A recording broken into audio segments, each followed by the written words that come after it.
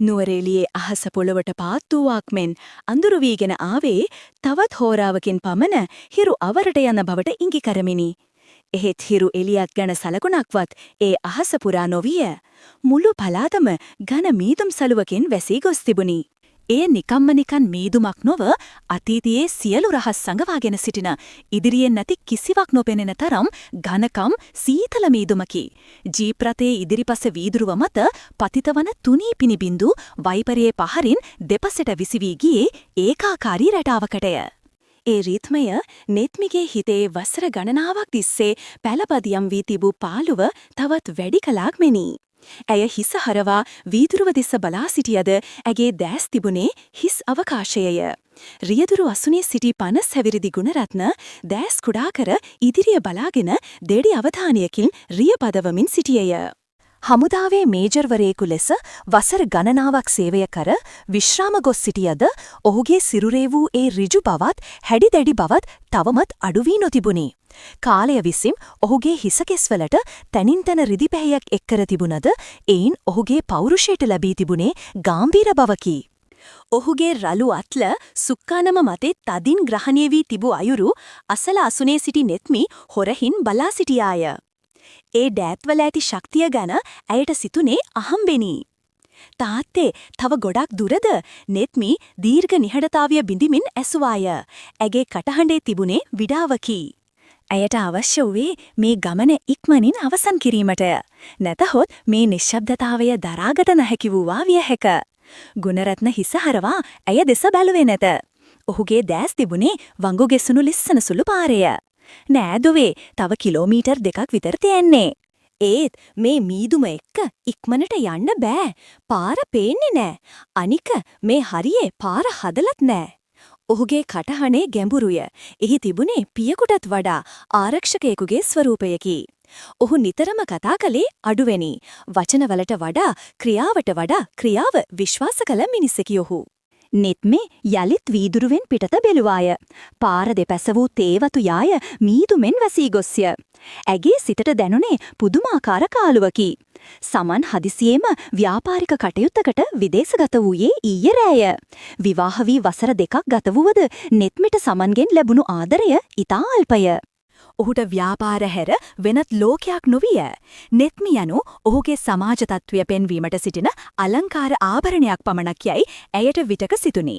මේ හුදකලා බංගලාව විකුණා දැමීමට පෙර එහි තත්ත්වය බලන්නට එන ගමන ඇයට තනිවම එන්නට ඔහු ඉඩ දුන්නේ නැත. තාත්තා එක්ක යන්න නෙත්මි. මට ඔයාව තනියම යවන්න බෑ. අනික තාත්තට පුළුවන් එහෙ මොනවා හරි ආරක්ෂක ප්‍රශ්න තියෙනවනම් බලන්න සමන් කීලේ පමණකි. සැමියාට තමා ගැන ආදරයක් තිබුණත් ඔහු නිතරම සිටියේ වැඩවල ගිලීගෙනය. නෙත්මිට අවශ්‍ය වූ උණුසුම, අවධානය සහ ආරක්ෂාව ඔහුගෙන් ලැබුණේ ඉතා කලාතුරකිනි. ඇය සුසුමක් හෙළුවාය.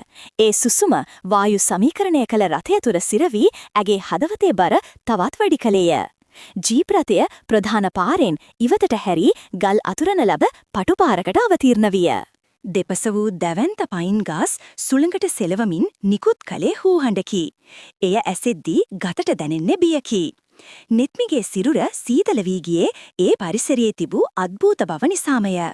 ටික වේලාවකින් මීදුම අතරින් අඳුරු ඡායාවක් මෙන් පැරණි වල වතාශ්‍රණය විය. එය කළුගල් බිත්තිවලින් නිම වූ බ්‍රිතාන්‍ය යුගයේ සාදන ලද ගුප්ත පෙනුමක් ඇති දෙමහල් මන්දිරයකි. කාලයක් තිස්සේ පාළුවට ගොස් තිබූ නිසා එය වටා වෙවී තිබූ අයිවිවැල් ගොඩනැගිල්ලට ලබා දී තිබුණේ යම්කිසි රහසක් සංගවාගත් රාක්ෂසයෙකුගේ පෙනුමකි. රථය නතර කළ ගුණරත්න එළියට බැස්සිය.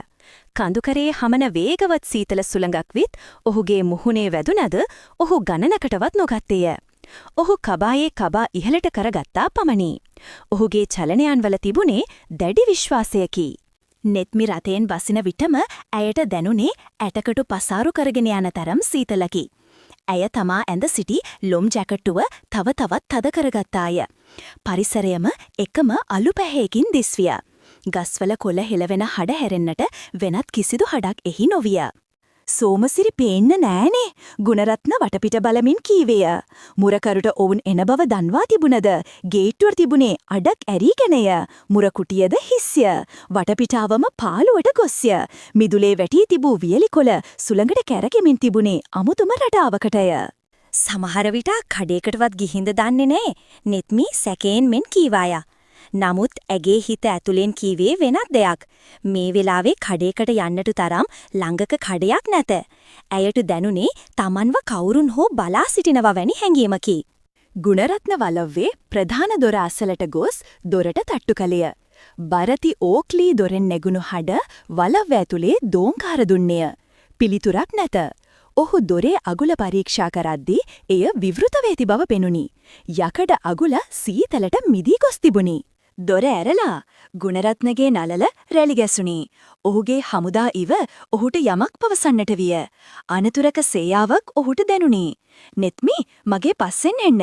ඉස්සරහට යන්න එපා. මම කියන දේ විතරක් කරන්න. ඔහුගේ ඒ විධානාත්මක ස්වරය නෙත්මිගේ සිතේ බියක් ඇති කළත් අනෙක් පසින් ඇයට විශාල ආරක්ෂාවක් දැනිනි. සමන් සිටියා නම් මේ වෙලාවට කලබල වී කෑගසනු ඇත. සමහර විට ඇයට බැනවදිනු ඇත. නමුත් ගුණරත්න සංසුන්්‍ය. ඔහුගේ පුලුල් පිටුපස ඇයට පවුරක් මෙන් දැනිනි. ඇය හෙමින් ඔහුගේ රළු සිරුරට මුවා වී ගෙතුලට පියමැන්නාය. ගෙතුල තිබුණේ අඳුරකි. ජනේල වසා තිබූ නිසා පිටත ආලෝකය වුවද ලැබුණේ අඩුවෙනි. වාතයේ තිබුණේ පරණ වූ තෙතමනේ සහිත ගන්ධයකි. එර අතීතයේ මතකයන් අවදි කරන සුවඳකි. ගුණරත්න විදුලි ස්විචය දැමූ විට වාසනාවකට මෙන් විදුලි බුබුලු දැල්වුණි. නමුත් ඒවායේ එළිය මලානිකය. කහපාට පැරණි එළිය නිසා ගෙය තවත් গুপ্ত බවක් එසිලිය. බිත්තිවල එල්ලා තිබූ පැරණි ඡායාරූප ඔවුන් දෙස රවා බලන්නක් මෙන් පෙනුනි. සෝමසිරි නෙතු ඇති. මිනිහා කොහේ හරි යන්න ඇති දොර දාලා. වගකීමක් නැති මිනිස්සු ගුණරත්න තරහෙන් මිමිනුවේය. අපි බඩු ටික ගේ ඇතුළට ගමු. කොහොමත් අද රෑ මෙහි ඉන්න වෙනවනේ. ඔවුන් දෙදෙනා එක්ව බඩු බාහිරාදිය සාලයට ගෙන ආහා. පැය දෙකක් පමිල ගත විය. රාත්‍රිය උදා වෙමින් තිබුණේ. පිටත ඝන අන්ධකාරය රජ කළේය. නෙත්මි කුස්සියේ තිබූ ගෑස් ලිප දල්වා තේ එකක් හෙදුවාය. ඇය තේ කෝප්ප දෙකද රැගෙන සාලයට එන විට ගුණරත්න ජනේලයක් අසල සිට පිටත බලාගෙන සිටියේ. මීදුම නිසා ජනේලයෙන් පිටත කිසිවක් නොපෙනුනි. ඔහු හරියටම මීදුම අතරින් යමක් දකින්නට උත්සාහ කරන්නක් මෙන් විය. තාත්තේ තේයික ගුණරත්න හැරි බැලුවේය. විසිත්ත කාමරයේ ඇති අඳුරු ආලෝකයෙන් පෙනුණු ඇගේ මුහුණේ තිබුණේ විඩාවකි. ඒ වගේම හුදකලා බවකි. ඇය දෙස බලද්දී ගුණරත්නගේ හිතේ උපන්නේ අනුකම්පාවකි. මෙතරම් ලස්සන තරුණ බිරිඳක් තනිකර දමා සමන් මුදල් පස්සේ දුවන හැටි ගැන ඔහුට ඇති වූයේ කනගාටුවකි. අගේ දැස්වල තිබූ ශෝකය ඔහුට කියවා ගත හැකි විය. බොමුදුවේ තාමර මනුස්සය ආවේ නැයනේ. මට නම් මේකේ මොකක් හරි අමුතක් දැනෙනවා. මම් කාර් එකේ තියෙන මගේ පිස්තෝලේ අරන් එන්නම්. පරිස්සමට ඉන්න එක හොඳයි. ගුණරත්න සතුව බලපත්‍රලාභී ගිනි අවියක් හිබුණි. ඔහු එසේ කියද්දී නෙත්මිගේ පපුව වේගෙන් ගැහෙන්නට විය. තේ කෝප්පය ඇගේ අතේ වැවෙලන්නට විය. ඇය බිය වූයේ Tamanට සිදුවිය හැකි දේ ගැන නොව ගුණරත්න Tamanව තනිකර යයිදෝ යන බියනි. "ඇයි තාත්ති මොකක් හරි ප්‍රශ්නයක්ද?" ඇය ඇසුවේ බියපත් වෙයා. "නෑ බය වෙන්න එපා මම ඉන්නවනේ." රාත්‍රිය 8 පමණ වන විට මුළු වලව්වම නිහඬතාවයේ ගිලී තිබුණේ. ගුණරත්න ප්‍රධාන දොර අගුළු දෙමිවිය.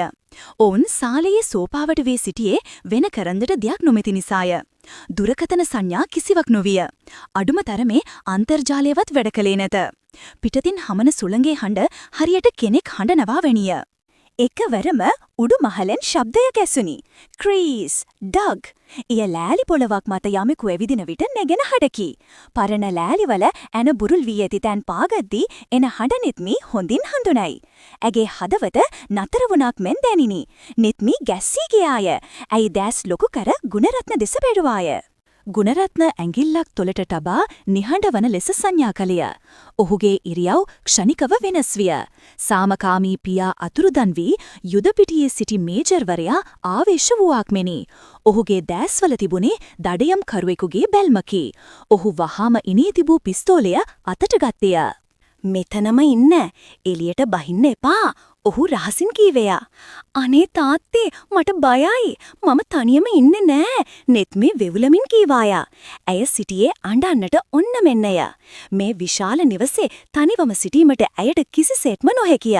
ඇය ගුණරත්නගේ අතේ එල්ලුණාය. හරි, එහෙනම් මගේ පස්සෙන් එන්න. මගේ ඇඟේ ගෑවි එන්න. පොඩ්ඩක්වත් සද්ද කරන්න එපා.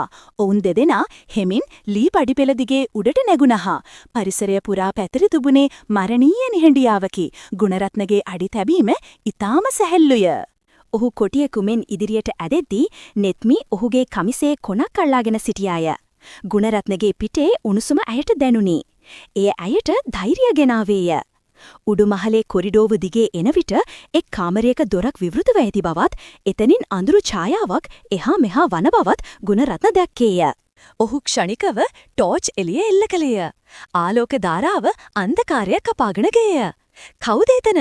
අත්උස්සපිය. ඔහුගේ හඬ ගිගුම් දොන්නේය.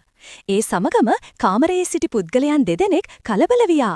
ඔවුන් එහි තිබූ පැරණි පෙට්ටි කිහිපයක් අවුස්සමින් සිටි බව පෙනුනි. මේ ප්‍රදේශයේ සැරිසරන හොරුන් හෝ ජාවාරම්කරුවන් පිරිසක් මෙම පාළු නිවස තමන්ගේ ගබඩාවක් ලෙස භාවිතා කරන බව පැහැදිලිය. එක් කලෙක් ජනේලිය දෙසට දිව ගිය අතර අනෙකා ගුණරත්න දෙසට මොකක්දෝ විසිකලේය. එය බරති යකඩ පොල්ලකි. ගුණරත්න නෙත්මිව ආරක්ෂා කිරීමට ඇයව පස්සෙකට තල්ලු කරමින් එය මගහැරියද ජනේලයේ වීදුරුවක් බිඳී විසිවුණු වීදුරු කැබැල්ලක් ඔහුගේ වම් අතේ වලමිට අසල ගැඹුරටම වැදුනි. ගුණරත්න වෙඩි තැබීමට සැරසෙද්දී ඔවුන් ජනේලයෙන් පැන අඳුරේම අතුරුදන් විය. ඒ ඔවුන් පැමිණි ලණුවක ආධාරයනි. පිටතින් වාහනයක් පනගන්වා යන හඬ ඇසුනි. තාත්තේ! නෙත්මි කෑගසමින් ඔහු වෙත දිව ගියාය. ඇය බියවී සිටියේ හොරුන්ට වඩා ගුණරත්නට සිදූ දෙය ගැනයි. ඇයට එම රතු පැහැය දකින විට ක්ලාන්ත වන්නට මෙන්න ආවේය. බය වෙන්න එපා දුවේ. උන් පැනලා ගියා. උන් මේක తాවකාලිකව පාවිච්චි කරන්න ඇති.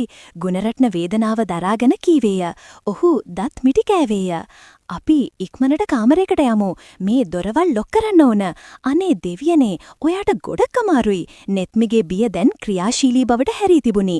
ඇය වහාම ගුණරත්න බාරු කරගත්තාය. මේ වෙලාවේ ඇය ශක්තිමත් විය යුතු බව ඇයට වැටහුණි. ඔවුන් උඩුමහලේ වූ ප්‍රධාන නිදන කාමරයට ඇතුළු වී එහි දොර තදින් අගුළු දෙමූහු. මෙය ඊතා විශාල පැරණි ගෘහභාණ්ඩ සහිත කාමරයකි. ජනේල හොඳින් වසා තිබුණු නිසා පිටතින් එන සීතල තරමක් අඩු වූද නුවරඑළියේ රාත්‍රී සීතල කාමරය තුල රජ කරමින් තිබුණි. පිටත සුළඟේ ශබ්දය දැන් මහා ഘോഷාවක් බවට පත්ව ඇත. එය හරියට ස්වභාව ධර්මයේද ඔවුන්ට එරෙහිව යුද්ධ ප්‍රකාශ කළක් මෙනි. ගුණරත්න ඇඳවිට මේ වාඩි වියා. වේදනාව සහ විඩාව නිසා ඔහුට තරමක ක්ලාන්ත ගතියක් දැනිනි. නෙත්මි වහාම ක්‍රියාත්මක වී කාමරයේ තිබූ වතුර ජග්ගයකින් රෙදි කැබැල්ලක් පොඟවා ඔහුගේ තුවාලය පිරිසිදු කිරීමට පටන් ගත්තාය. ඇගේ දෑත් වෙවුලුවද ඇය උපරිම උත්සාහයෙන් තුවාලය පිරිසිදු කිරීමට වෙහෙසුණාය. රිදෙනවද තාත්තේ? ඇය ඇසුවේ වෙවුලන හඬිනි. ඇගේ දෑස්වල කඳුළු පිරී තිබුණි. ඇය ඔහු දෙස බැලුවේ වරදකාරී හැඟීමකිනි. මම නිසයි මේ ඔක්කොම. පිස්සුද ළමයෝ? මේ පොඩි තුවාලයක්. මම මීට වඩා දේවල් යුද්ධදි දෙකලා තියෙනවා. ඔයා බය වෙන්න එපා නෙත්මි. මම ඉන්නකම් ඔයාට කරදරයක් වෙන්න දෙන්නේ නෑ. මම මැරුණත් ඔයාව බේරගන්නවා. ඔහු ඇය දෙස බලා සිනාසෙන්නට උත්සාහ කළේය. ඔහුගේ නළලෙන් දහඩිය ගලමින් තිබුණි. නෙත්මි ඔවුන් ගෙනා ප්‍රථමාධාර පෙට්ටියෙන් බෙහෙත් ගෙන තුවාලයට දමද්දී ඇගේ ඇඟිලි ඔහුගේ රළු සමේ ගැටුණි. තුවාලය බැඳ අවසන් වූ පසු නෙත්මි ඔහුගේ අත අතහැරියේ නැත. ඇය ඔහුගේ අත පපුවට තුරුළු කරගත්තාය. ඇගේ කඳුළු බින්දු ඔහුගේ අත මතට වැටුණු. ඒ කඳුළු ගුණරත්නගේ හදවත පසාරු කරගෙන ගියේය. සමන් කවදාවත් මං ගැන මේ විදිහට හොයලා බලලා නෑ තාත්තේ. මට අද මැරුණත් දුක නෑ. මොකද මම දන්නවා කවුරු හරි මං වෙනුවෙන් ඉන්නවා කියලා. ඇය හඩමින් කීවාය. වසර ගණනක් තිස්සේ හිර කරගෙන සිටි වේදනාව පිට හරගලන්නට විය. මේ මොහොතේ ඇය දුටුවේ පියෙකුව නොව තමන්ව තේරුම්ගත් පිරිමියෙකි. ගුණරත්නට කරකියාගත දෙයක් නැති විය. තම පුතාගේ බිරිඳ තමා ඉදිරියේ මෙසේ හැඟීම්බර වීම ඔහුට දරාගත නොහැකි විය. නමුත් ඇගේ කඳුළු සහ ඇය තමාට ලං වී සිටින ආකාරය ඔහුගේ සිතේ යටපත් වී තිබූ හැඟීම් අවදි කළේය. ඔහු ඇගේ කඳුළු පිස දැමීමට අනෙක් අත ඔසවා ඇගේ මුහුණ ස්පර්ශ කළේය. අඬන් neතා දරුවෝ සමන් කාර්යබහුලයි. ඒත් එරා ඔයාට ආදරෙයි. ඔහු බොරුවක් කීවේය. ඔහුට අවශ්‍ය වූයේ තමාගේ හිත පාලනය කර ගැනීමටයි. නමුත් ඒ වචනවල පවා තිබුණේ දෙගිඩියාවකි. නෑ, එයාට ඕන ව්‍යාපාර විතරයි. මම මේ ගෙදරට ගෙනාපු බෝනික්ෙක් විතරයි. නෙත්මි හිසෝසවා ගුණරත්නගේ දැස් දෙස කෙලින්ම බැලුවායා. ඒ බැල්මේ තිබුණි ආයාචනයකි, තනිකමකි. එළියේ හුලග හමන හඬ තදවිය, වැස්සද පටන් ගත්තේය. වහලයට වැටෙන වැහි බිඳු මහා ഘോഷාවක් නැගුවේය. කාමරය තුල සිවිලිම් විදුලි බුබුලේ එළිය හිටි හැටියම නිවිගියේය. ඒ බල්බය පිච්චී යාමෙනි. දැන් කාමරය ආලෝකවත් වූයේ මේස ලාම්පුවේ මද එළියෙන් පමණි. ඒ අඩ අඳුර ඔවුන්ගේ හුදකලාව තවත් වැඩි කළය. සෙවණලි බිත්තිය මට නටන්නට විය. මට හරි සීතලයි. නෙත්මිගේ දත් ඇන්ද එකිනෙක ගැටෙන හඩ එසුණි. බිය සහ සීතල නිසා ඇය ගැහිමින් සිටියාය. ගුණරත්න තමා ඇඳ සිටි ඝනකම ජැකට්ටුව ගලවා ඇයට පොරවන්නට හැදුවිය. නමුත් නෙත්මි එය වැළැක්වුවාය. ඇගේ දෑත් ඔහුගේ අතේ එල්ලුණි. "එපා, ඔයාටත් සීතලයි. තුවාලෙත් සීතල හොඳ නෑ." ඇය කීවාය. අපි දෙන්නම මේ බ්ලැන්කට් එක පොරවගමු." වෙනත් විකල්පයක් නොවිය. ඇඳ මත තිබුණේ එකම ඝනකම පොරෝණයක් පමණි. ගුණරත්න ඇඳේ හිස ලෑල්ලට හේතු වී කකුල් දිගු කරගත්තේය. නෙත්මි ඔහු අසලින්ම වාඩි වී පොරෝණිය දෙදෙනාටම පොරවා ගත්තාය. ටික වේලාවක් ගත විය. පිටත කුණාටුව තවත් දරුණු විය. ඔවුන්ගේ සිරුරුවල උණුසුම පොරෝණිය තුල හුවමාරු වෙමින් තිබුණේ. නෙත්මිගේ හිස ගුණරත්නගේ උරහිස මතට වැටුණේ. ඇය හිටියේ දැඩි මානසික පීඩනයක සහ බියකය. ඒ බිය නිවා ගැනීමට ඇය තවත් ඔහුට තුරුළු වූවාය. ගුණරත්නට තමන්ගේ පාලනය ගිලිහෙමින් යන බව දැනිනි. තම ලේලිය තමාට මෙතරම් ලං වී සිටීම වැරදි බව ඔහුගේ බුද්ධිය එක් ප්‍රසකින් කීවද ඇගේ සුවඳ සහ උණුසුම ඔහුගේ පිරිමි සිත මත් කරමින් තිබුණි. ඔහුට දැනුනේ තමා තවමත් තරුණ බවකි. වසර ගණනාවක් තිස්සේ නිදාගෙන සිටි හැඟීම් අවදි වී ඔහුට වද දෙන්නට විය. "මාව අතාරින්න එපා," නෙත්මි මිමිනුවාය. ඇය ඔහුට ඇමතුවේ නමින් හෝ නෑකමින් නොවේ. ඇය කතා කළේ ඇගේ ආරක්ෂකයාටයි. ඇය හිස ඔසවා ඔහු දෙස බැලුවාය. අඩ අඳුවේ වුවද ඇගේ දැස් දිලිසෙන අයුරු ඔහු දැක්කේය. ඇගේ තොල්පෙති වෙවුලමින් තිබුණේ. ඒ මොහොතේ ලෝකයම නතර වූවක් මෙන් දැනිනි. වචන අවශ්‍ය නොවිය. බාහිර ලෝකයේ නීති රීති සම්ප්‍රදායන් සියල්ල මේ ඝන මීදුම සහ අඳුර විසින් වසා දමා තිබුණි. නෙත්මි ඔහුගේ කටහඬ ගොරෝසුය. නමුත් එහි තිබුණේ ආයාචනයකි. පසුදා උදෑසන හිරු එළිය මීදුම පසාරු කරගෙන පැමිණියේය. කුරුල්ලන්ගේ හඬින් පරිසරය අවදි වෙමින් තිබුණි. ඊයේ රාත්‍රියේ තිබූ බියකරු කුණාටුව පහව ගොස් තිබුණි. ජනේලයෙන් පිටත බැලූ විට පෙනුනේ සුන්දර තේවතු යායයි. රාත්‍රියේ තිබූ අඳුරු බව, බියකරු බව කොහේ ගියාදයි සිතාගත නොහැක. සෝමසිරි මුරකරුද උදෑසනම කලබලයෙන් දිව ආවේ. ඊයේ රාත්‍රියේ තමාට හදිසි අසනීපයක් වී ගමට ගිය බව කියමිනි. ගුණරත්න පොලිසියට පැමිණිලි කළ අතර ජාවාරම්කරුවන් සොයා විමර්ශන ආරම්භ විය. ගුණරත්න ඒ සියල්ල කළේ ඉතා සංසුන්වය. නමුත් ඔහුගේ දැස්වල තිබුණේ වෙනදාට වඩා දීප්තියකි. දවල් වන විට ඔවුන් ආපසු යාමට සූදානම් විය. නෙත්මි සහ ගුණරත්න ජීප් රථයට බොඩ වූහු. ඊයේ රාත්‍රියේ තිබූ බියකරු බව දැන් පරිසරයෙන් අතුරුදන් වී ඇත. නමුත් ඔවුන් දෙදෙනා අතර තිබූ බැඳීම සම්පූර්ණයෙන්ම වෙනස් වී තිබුණි. දෙදෙනාම වචන හුවමාරු කරගත්තේ අඩුවෙනි. නමුත් ඒ නිශ්ශබ්දතාවය තුල තිබුණේ දහසක් දේවල්ය. එය අපහසු නිශ්ශබ්දතාවයක් නොව සුවපහසු නිශ්ශබ්දතාවයකි. රියදුරු අසුනේ සිටි ගුණරත්න නෙත්මි දෙස බැලුවේ වෙනදාට වඩා ගැඹුරු අර්ථවත් බැල්මකිනි. නෙත්මිගේ මුහුණේ තිබුණේ ලැජ්ජාවක් මුසු වූ සංසුන් බවකි. ඇය තවදුරටත් අරු බියගුළු තනි වූ කාන්තාව නොවේ. ඇය තුල අලුත් ජීවයක් උපත ලබා තිබුණි. ඇය දැන් ගැහැණියක් ලෙස පූර්ණ වී ඇති බව ඇගේ මුහුණෙන් දිස්විය. "අපි යමුද?" ගුණරත්න ඇසුවේය. "යමු," නෙත්මි පිළිතුරු දුන්නාය. ඇය ඔහු දෙස බලා සියුම් සිනහවක් පෑවායා. ඒ සිනහවේ තිබුණේ ආදරය, ගෞරවය සහ රහස්‍යභාවයයි. ජීප් රථය පණ ගැන්වුණි. රථය කඳුපාර දිගේ පහළට ඇදෙද්දී නෙත්මි අහම්බෙන්මින් ගියර් එක මාරු කරන ගුණරත්නගේ අතමට තම අත තැබුවාය. ඔහු එය ප්‍රතික්ෂේප කළේ නැත. ඒ මොහොතේ ඔවුන් දෙදෙනාම දැන සිටියා ආපසු කොළඹ ගිය පසු ජීවිතය සුපුරුදු පරිදි ගලා යාවි. සමන් ආපසු යාවි. ලෝකයා ඉදිරියේ ඔවුන් නැවතත් මාමණ්ඩි සහ ලේලිය වනු ඇත. නමුත් මේ නුවරඑළියේ සීතල මීදුම ඔවුන්ගේ රහස සදාකාලිකවම සඟවා ගනු ඇත. ඔවුන් අතර ඇති වූ ඒ ගැඹුරු බැඳීම, හිම අඳුරේ පිපුණු ඒ කුසුම, ඔවුන් දෙදෙනාගේ හදවත් තුල පමණක් සුවඳ විහිදුවමින් කිසිදා පර නොවන මතකයක් ලෙස ඉතිරි විය.